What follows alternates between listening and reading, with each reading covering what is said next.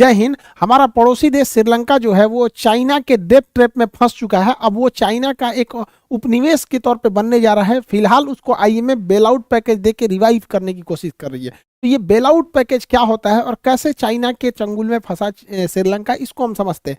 इससे पहले आपको श्रीलंका के बारे में कुछ चीजें पता होनी चाहिए। हमारा ये भी ब्रिटेन का गुलाम था। जो ब्रिटेन के गुलाम थे वो सब कॉमनवेल्थ कहलाते हैं। 4 फरवरी 1948 को ये स्वतंत्र हुआ। इसका पुराना नाम सीलोन था। अब ये चाय के उत्पादन के लिए पूरी दुनिया में फेमस है। सिलोन जो है, अक्सर क्वेश्चन पूछता है कि किस चोल शासक ने सिलोन पर अधिकार कर लिया था। तो भारत का शासक राजेंद्र चोल था, उसने अधिकार कर लिया था। हालांकि इस पे तो कई लोगों ने आक्रमण किया, इतिहास में पढ़ा चुके हैं आप लोग को। करिकाल हो गया, राज हो गया, राजेंद्र प्रथम हो गया, या फिर विजयनगर शासक जो थे उन्होंने भी इस पे कई बार अधिकार किया था। सिलोन पे, श्रीलंका, इस पे ही, सिलोन पे ही अशोक ने अपने महेंद्र और बेटी संघमित्रा को बौद्ध धर्म के प्रचार के लिए भेजा था यहाँ पर। ये श्रीलंका आ गया। श्रीलंका भारत से धनुष कोणी या राम सेतु द्वारा थोड़ा सा साइड में यहाँ जुड़ता है। यहाँ पर मन्नार की, पाक की खाड़ी है, नीचे में मन्नार की खाड़ी है। श्रीलंका की राजधानी जो है श्री जयवर्धनपुरम है। आप कोलंबो मत मार दीजिएगा, कोलंबो पुराना है। कोलंबो से भी पहले कैडी था, कैडी से भी पहले अनुराधापुर था। वो सब बहुत पहले की बात हो गया सर। श्रीलंका के जो नीचे का बंदरगाह है ये हम्बनटोटा बंदरगाह, ये काफी फेमस है। क्वेश्चन क्या पूछता है भैया, ये हम्बनटोटा बंदरगाह पे 99 साल के लिए लीज पे चाइना ने लिया है। ये उसका राजधानी है यहाँ पर। इसके ऊपर का ये जो है जगह है, इसका नाम है पॉइंट पेड्रो। ये अक्सर एग्जाम में क्वेश्चन पूछता है इनमें से कौन सा स्थान भारत में नहीं है, तो ऑप्शन डी पे रहता है पॉइंट पेड्रो, जो भारत में न होकर श्रीलंका में। ये श्रीलंका का यहाँ पर एक दर्रा है जिसका नाम है एलिफेंटा पास। ये ऊपरी राज्य श्रीलंका का जाफना कहलाता है। बहुत साल पहले यहाँ तमिल विद्रोह हुआ था जिसका नाम था लिबरेशन टाइगर्स ऑफ तमिल इलम LTTE। इनका कहना था कि हमें ये राज्य अलग दे दीजिए, ये मेरा एक अलग देश रहेगा। बाद में इसे भारतीय सेना जो थी उसे दबाई थी, जिस वजह से राजीव गांधी की हत्या भी कर दी गई थी। बहुत चीज हुआ था। एक और क्या पूछता है कि माहौली गंगा यहाँ की सबसे लंबी नदी है। श्रीलंका की सबसे लंबी नदी माहौली गंगा। ये चाय के उत्पादन के लिए फेमस और निर्यात के लिए। हालांकि हमसे कम चाय का उत्पादन करता है, लेकिन यहाँ चाय बहुत कम लोग पीते हैं। हमारे यहाँ तो दलीदर की तरह लोग चाय पीते हैं। चाय एकदम आओते, कोई घर में घुसते पूछेगा चाय पियेंगे चाय हमारे यहाँ बहुत पिया जाता है। खैर आगे समझते हैं। हम लोग चाय बनाते हैं, उत्पादन करते हैं, पी के सब खत्म ही कर देते हैं हम लोग। श्रीलंका की अर्थव्यवस्था चौपट कैसे हुई? श्रीलंका की अर्थव्यवस्था चौपट होने के मेन रीजन था कोरोना और चाइना का कर्जा। कि श्रीलंका की अर्थव्यवस्था में 10% योगदान उसकी जीडीपी में टूरिस्ट का था, पर्यटन का। 10% जीडीपी में बहुत मायने रखता है। हमारे देश में सबसे बड़ी कंपनी जो है टाटा ग्रुप की है। टाटा सन्स है, टाटा स्टील है, टाटा टेलीकॉम है, टाटा की एयरलाइंस है, टाटा नमक है, टाटा का कुल्हाड़ी फावड़ा ये सब बनता है, टाटा के आपका अब देखेंगे TCS, कई कंपनियां हैं टाटा की। टाटा इतना बड़ा कंपनी होने के बावजूद भारत में केवल 5% जीडीपी में योगदान करता है, जबकि श्रीलंका में टूरिज्म जो था वो 10% करता था। लेकिन कोरोना के बीच में टूरिज्म चौपट हो गया। टूरिज्म चौपट होगा तो विदेशी मुद्रा आए नहीं, जिस वजह से यहाँ श्रीलंका में महंगाई बढ़ गई। खाद्यान्न में 14% की महंगाई देखी गई। खैर खाद्यान्न में भारत में भी 14% की महंगाई देखी गई यहाँ पर। लेकिन पेट्रोलियम में यहाँ 85% की महंगाई देख गई, जो पेट्रोलियम क्राइसिस आ गया भयानक। यहाँ पर फॉरेन मुद्रा इतना कम पड़ गया कि भारत, वहाँ की श्रीलंका की सरकार को लूज डॉलर रिसीव करने पड़े। मतलब जिसके पास $1-2 है ना, वो भी बैंक में जाके दे सकता है, ताकि देश के पास कुछ फॉरेन रिजर्व आ सके। ये लोग ये जो महिंद्रा राजपक्षे है ना, अपने आप में बहुत उड़ते थे, अत्यधिक ज्यादा घमंडी इंसान। हम क्या बोले, विदेश नीति का मामला है, वरना ये अपने देश में चुनाव केवल भारत को गरिया के जीते थे। यहाँ पर अभी मालदीव में भी यही हो रहा है। अब हम क्या करेंगे, जस करनी तस भोग ही पावर है। भैया भारत के लोगों को आप बोलते हैं, क्या बात बोले हम यहाँ पर।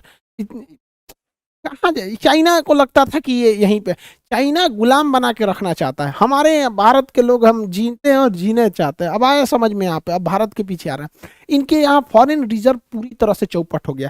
फॉरेन रिजर्व को शॉर्टकट में, फॉरेन को शॉर्टकट में फॉर कहते हैं, और एक्सचेंज को हम लोग एक्स कहते हैं, यानी शॉर्टकट में फॉरेक्स कहते हैं। इनके पास महज $1.5 बिलियन है, $1.5 बिलियन बस इनके पास फॉरेन रिजर्व बचा हुआ है। इसको संभालने के लिए इसने अपने सेंट्रल बैंक, यानी जो वहाँ का RBI का काम करता है, उसके डायरेक्टर को ही बदला। लेकिन इतनी अर्थव्यवस्था चौपट हो चुकी थी कि ये लोग उसको संभाल ही नहीं सके। यहाँ के RBI या जो मेन बैंक है उसे सेंट्रल बैंक ऑफ श्रीलंका कहा जाता है। जैसे हमारे यहाँ सबसे बड़ा जो बैंक है वो RBI है, reserve bank of India. Pakistan में उसे स्टेट बैंक ऑफ पाकिस्तान कहा जाता है। वो भी अब संभाल नहीं पाया। हाल ये हो गया कि श्रीलंका को अपने 3 देशों से राजदूत वापस बुलाने पड़े। राजदूत बहुत जरूरी होता है 2 देशों में रिलेशन को बनाकर रखने के।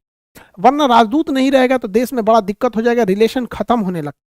जैसे हमारे देश के बहुत सारे लोग विदेशों में काम करते हैं, America, Britain, France, Germany, UAE, Saudi, Iran, Oman, हर जगह काम करते हैं। 55 लाख से ज्यादा लोग काम करते हैं। उन्हें कोई दिक्कत होगा तो कौन सुनेगा? यूएई में हमारे भारतीयों को दिक्कत होगा तो कौन सुनेगा? वहां 60% भारतीय रहते हैं।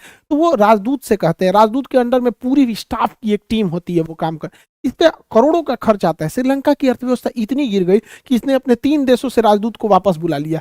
एक साइप्रस से बुला लिया वापस, जर्मनी से वापस बुला लिया, और यहाँ नाइजीरिया से वापस बुला लिया, ताकि आज भैया पैसा नहीं है वहां पर। जैसे कोई लड़के दिल्ली, कोटा, पटना, इलाहाबाद, लखनऊ, कानपुर ऐसे पढ़ाई करने जाते हैं, लेकिन जब उनके घर की अर्थव्यवस्था गड़बड़ाती है तो घर वाले बुला लेते हैं, आओ बाबू बहुत पढ़ लिया, आ जाओ, पैसा बहुत गड़बड़ है, अब स्थिति खराब है, अब नहीं पढ़ सकते। तो इसकी स्थिति इतनी गिर गई है। दूसरी, यहाँ पे तमिल लोगों के अधिकारों को भी दबाया जाता है। भारत तमिलों के लिए भी वहां पर इन्वेस्ट करता है, तो ये तमिलों के अधिकार को भी दबाते हैं। तो भारत के दबाव में यहाँ संविधान में 13वां संशोधन किया गया कि तमिलों के लिए एक विशेष प्रावधान किया जाएगा, लेकिन अभी भी इस संशोधन को इसने माना नहीं है। तो 13 पार्टियों ने भारत से पत्र लिख के मदद की गुहार लगाई है। भाई भारत क्या इंटरवेन करेगा अभी इस मैटर पे, खुदे अपने डूब रहे हैं यहाँ पे। श्रीलंका इतना भयानक कैसे डूब गया, इसके पीछे ये कितना भयानक डूबा है अंदाजा लगाइए। श्रीलंका का जो टोटल कर्जा है उसकी जीडीपी का 80% है, यानी 1 साल तक आप जितना बनाएंगे ना उसका 80% तो केवल लोन लिए हैं, कर्जा, ब्याज जोड़ देंगे तो 100%। यानी ये कितना, अगर ये पूरा साल भर कमा के भी कर्जा देगा तो भी नहीं चुका पाएगा। तो ये तो परसेंटेज में हुआ, लेकिन एक रियल वैल्यू होना चाहिए ना कि कितना लिया है। समझिए, टोटल इसने कर्जा ले रखा है $26 बिलियन। $26 बिलियन। अब आप हो या हम हो, कोई भी देश कर्जा लेता है तो ऐसा थोड़ी होता है कि आज ही चुकाना है, ऐसा थोड़ी होता है कि ना अबे दे। यहाँ पर उसका एक लिमिट होता है कि हाँ भैया 10 साल में चुकाना है, लेकिन हाँ उसका किस्त होता है कि इस साल में इतना किस्त देना, अगले साल में इतना किस्त। तो हम ये समझते हैं $26 बिलियन में वह किस्त जो इस साल श्रीलंका को चुकानी है, यानी 2022 में। अभी 2022 में 15 दिन हुआ है, तो 2022 जो है यहाँ पर 22 में इसे 7.6 बिलियन यानी लग 7.5 बिलियन इसको डॉलर कर्जा वापस करना है। और इसके पास पैसा कितना बचा है? 1.5 बिलियन। वाह, देना कितना है? 7.5 बिलियन। बचा कितना है?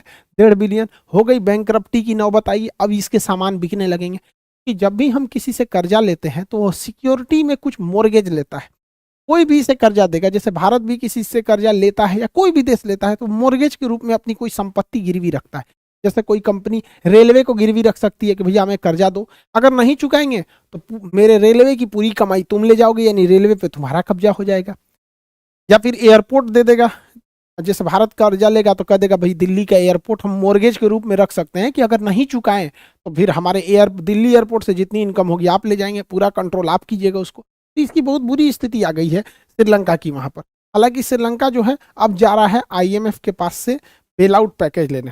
देखिए, ये वर्ल्ड बैंक पे नहीं जा सकते हैं, IMF पे ही जा सकते हैं। दोनों में पहले अंतर समझिए। वर्ल्ड बैंक जो है, इसका एग्जाम में क्वेश्चन पूछता है सोचा, वर्ल्ड बैंक का पूरा नाम क्या होता है? International bank for reconstruction and development. International bank for reconstruction and IBRD, ये इसका पूरा नाम होता है वर्ल्ड बैंक का। तो वर्ल्ड बैंक जब भी लोन देती है तो ये अच्छे लोगों को लोन देती है, बिजनेस को बढ़ावा देने के लिए लॉन्ग टाइम में लोन देती है। 30 साल के लिए, 40 साल के लिए, 50 साल के लिए लोन देती है, और बिजनेस को बढ़ावा देने के लिए लॉन्ग टाइम में लोन देती है। लेकिन IMF जो है वो शॉर्ट टाइम में लोन देती है, और ये इमरजेंसी में लोन देती है। जैसे मान के चलिए आप अपना बिजनेस खड़ा करना चाहते हैं, आपकी 2 फैक्ट्री 4 फैक्ट्री, आप एक और लगाना चाहते हैं, तो इस सब कंडीशन में आपको वर्ल्ड बैंक लोन देगा। पता चला आप अच्छे खासे सैलरी थी, ठीक ठाक है, घर में 2-4 आदमी का एक्सीडेंट हो गया, अचानक 5 लाख का जरूरत है, वर्ल्ड बैंक कहेगा ये इमरजेंसी, आप दुख बीमा विपत दिनाए खजुवट हमारे पास नहीं, निकले यहाँ IMF के पास जाओ। इमरजेंसी में पैसा देता है IMF। अब जैसे मान के चलिए इमरजेंसी में IMF, आप ही है बीमार पड़ गए, अब आपकी इमरजेंसी में डॉक्टर आएगा, तो डॉक्टर सबसे पहले क्या कहेगा? कहेगा कि आपका खाना पीना बंद, हमरे हिसाब से खाइएगा, हमरे हिसाब से टहलिएगा, हमरे हिसाब से सोना है, हमरे हिसाब से उठना है। तो डॉक्टर के पास गए तो अपना नियम कानून लगा देगा। बस यही होता है। वर्ल्ड बैंक से कर्जा लेंगे तो वर्ल्ड बैंक इंटरफेयर नहीं करता है, बहुत कम दाम पे लोन देता है आपको, बहुत ही लो इंटरेस्ट रेट पे। लेकिन IMF से जैसे आप लोन लेते हैं तो IMF जो होती है ये क्या करता है, लोन देता है बहुत हाई प्राइस पे, और पूरी इकोनॉमी को अपने कंट्रोल में ले लेता है। कहता है कि देश श्रीलंका आपका, हम जैसे कहेंगे आपको उस पैसे को इन्वेस्ट करना, जैसे जैसे वो कहेगा उसी हिसाब से करना पड़ेगा। इसी को कहते हैं बेल आउट। बेल आउट में क्या होता है, बेल आउट पैकेज में आपको लोन तो दिया जाता है, लेकिन आप अपनी सोवरेनिटी, अपनी संप्रभुता खो देते हैं, फिर आपको उसके इशारों पे चलना पड़ता है। ऐसी नौबत भारत पे भी आई थी 1991 में। हम लोगों ने भी बेल आउट पैकेज लाए थे, मतलब हम लोग कर्जा लेके आए थे, बैंक ऑफ इंग्लैंड से भी लाए थे, आईएमएफ से भी लेके आए थे। 1991 के बाद हमारे पास केवल 15 दिन के पैसे बचे थे। श्रीलंका की से भी बुरी स्थिति आई थी, पूरी दुनिया देख रही थी कि भारत बर्बाद होगा। तो पीवी नरसिंहा राव और मनमोहन सिंह, उस समय नरसिंहा राव प्रधानमंत्री थे, मनमोहन सिंह वित्त मंत्री हुआ करते थे। तो आईएमएफ ने एक शर्त पे दिया था, कहा था कि आप भारत में विदेशी कंपनियों को आने नहीं देते हैं और प्राइवेट कंपनियों को बढ़ावा नहीं देते हैं, केवल सरकारी कंपनी रहती है, हम एक ही शर्त पे आपको पैसा देंगे। बेल आउट में पहले ही पता है, बेल आउट का मतलब ये होता है शर्त रखेगा अपना नियम कि आप प्राइवेट कंपनी को भी आने दीजिए, सरकार और विदेशी कंपनियों को भी आने दीजिए, और दोनों को छूट दीजिए। यानी प्राइवेटलाइजेशन कीजिए और लिबरलाइजेशन कीजिए और ग्लोबलाइजेशन कीजिए, एलपीजी कीजिए 1991 में। मतलब प्राइवेट को भी दीजिए और विदेशी को भी दीजिए, दोनों के साथ लिबरल रहिए, सरकारी, प्राइवेट और विदेशी कंपनियों में भेदभाव नहीं होना चाहिए। तो उस समय हम लोगों ने स्वीकारा था। तब भारत में आई थी विदेशी कंपनी भी, तो विदेशी कंपनियों ने टाई अप भी किया था। भारत की हीरो कंपनी से टाई अप किया था होंडा ने, तो होंडा, हीरो, होंडा दोनों मिलके बनाने लगे सब, हीरो होंडा, बाद में अलग हो गए सब यहाँ पे। तो वो बहुत अच्छा समय था हमारे लिए।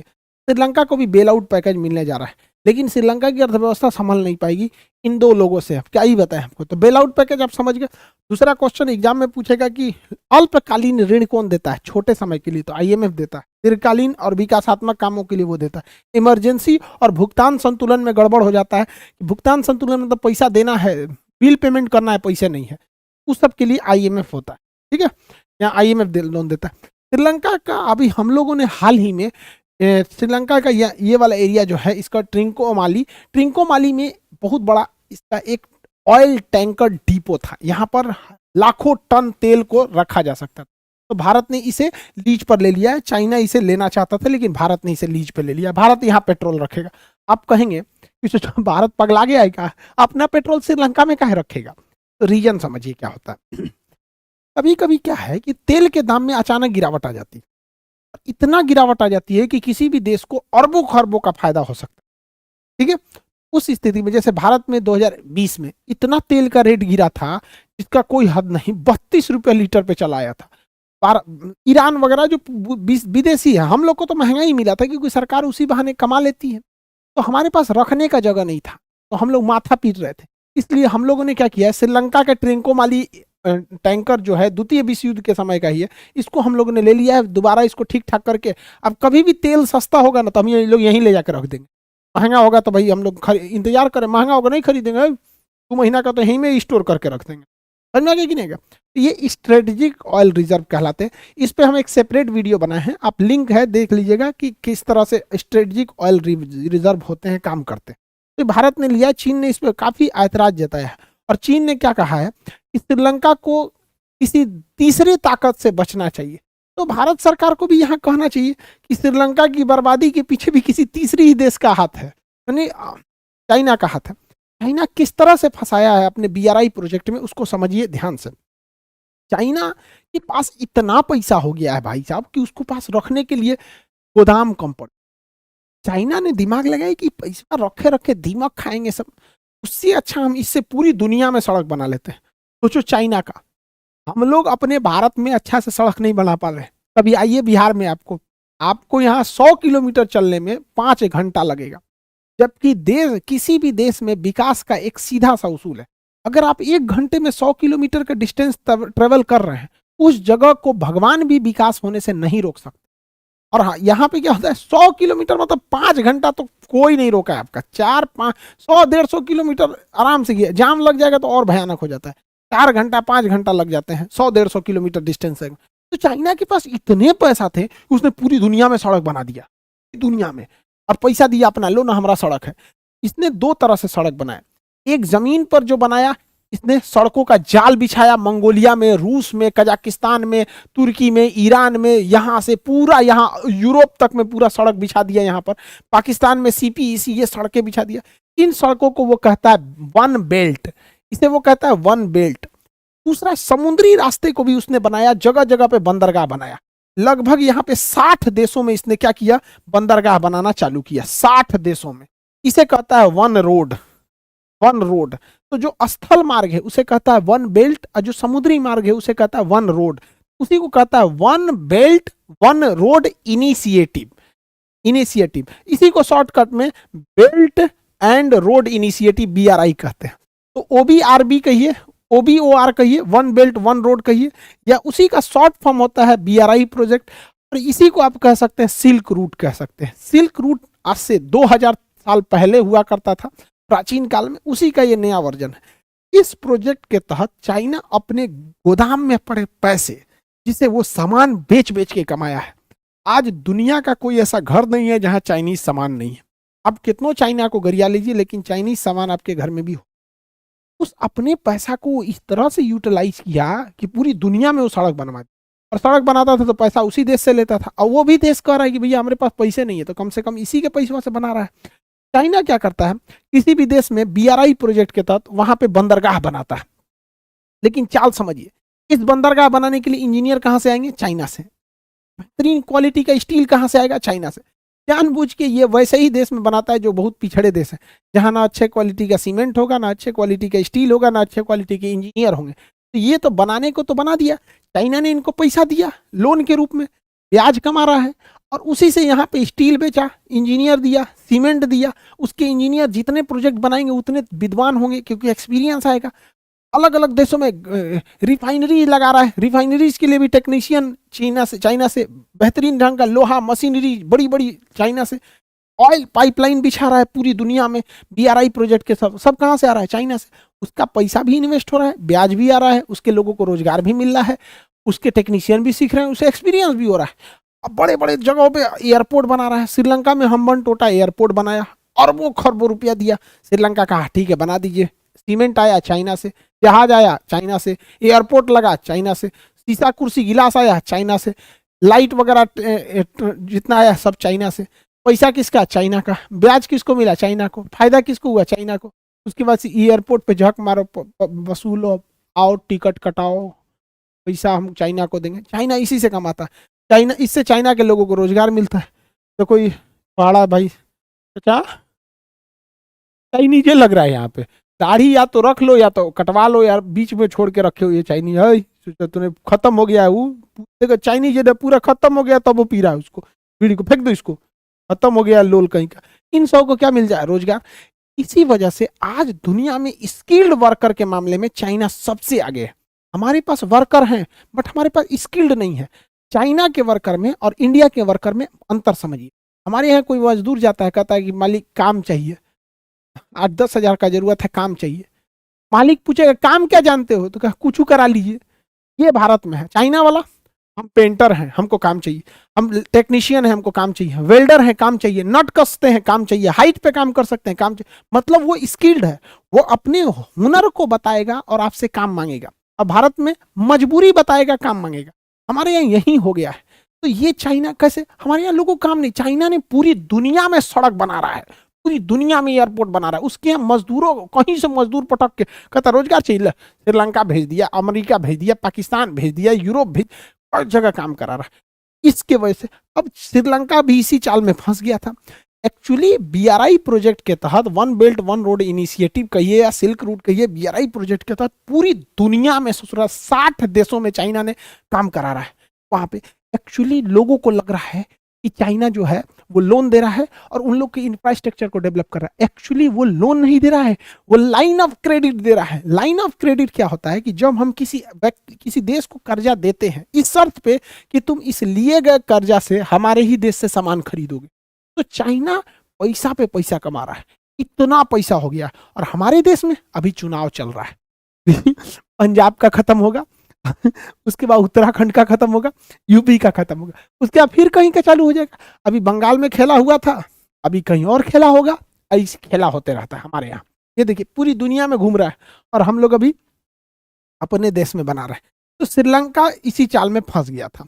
ये चाइना जिस देश को देखता है पूरी तरह से उसके ऊपर कब्जा कर लेता है। चाइना बड़ी खतरनाक है। वहां इस तरह देता है यहाँ पे पूरा कर्जा से दबा दिया है और यहाँ नए लोन के चक्कर में इनको ले आके गढ़ा में गिरा देता है। जा हमेशा के लिए बर्बाद हो गए, कभी नहीं उठ सकते। और चाइना का लोन नहीं देंगे तो चाइना हमला कर देगा, पूरी दुनिया भी शांत हो जाएगी, कहेगी भैया लोन दिए हो। चाइना के पास जो पैसा आया है उसके अब पेड़ तो लगा नहीं है, वो भी हो पाई, चाइना के पास जो पैसे आया है वो तो उसका मेहनत का है।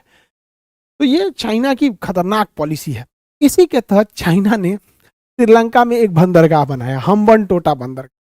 और हम्बनटोटा बंदरगाह बनाया, कहा कि इससे बहुत कमाई होगा, लेकिन लोन देने की इकाई उसने रख दिया, 10 साल में हमें लोन चुका दीजिएगा। श्रीलंका ने 10 साल में लोन नहीं चुका पाया, $1.2 बिलियन लोन नहीं चुका पाया। चाइना ने कहा कि आपका लोन हमने दिया, 10 साल टाइम दिया, आप 10 साल नहीं चुका पाए, अब एक काम कीजिए, या तो हमको इतना पैसा दे दीजिए, या तो ये बंदरगाह हमको दे दीजिए। 99 साल तक हमारा ये बंदरगाह, हम क्या करेंगे आपको कोई मतलब नहीं होता है, या हम 99 साल में कमाएंगे, अगर इतना कमाई हो गया तो ठीक है, इससे ज़्यादा कमाए तो भी हम ही ले जाएंगे, कम कमाएंगे तो भी हम ही ले जाएंगे, नहीं तो हमारा दे दीजिए। श्रीलंका कहा ठीक है ले जाओ यहाँ पर। ये भारत के लिए गड़बड़ है। हमारा पड़ोसी अगर चीन के हाथों बिकेगा तो ये गड़बड़ है। भारत कभी भी किसी देश को इस क्या से नहीं देखता है, लेकिन चीन की नज़र बहुत ही खराब है। लेकिन कुछ भी कहिए, हमारे यहाँ क्या है कि हम लोग 5 साल में ससुरा, हर 3 साल पे गैप करके किसी न किसी राज्य में इलेक्शन होता है। उसके चक्कर में हमारे यहाँ लोग इतना काम ही नहीं कर पाते। हमारे यहाँ के पता नहीं तुमको कोई पता भी होगा कि नहीं BRI प्रोजेक्ट क्या होता है। आई होप आप इसे समझे होंगे। मिलेंगे नेक्स्ट क्लास में। जय हिंद।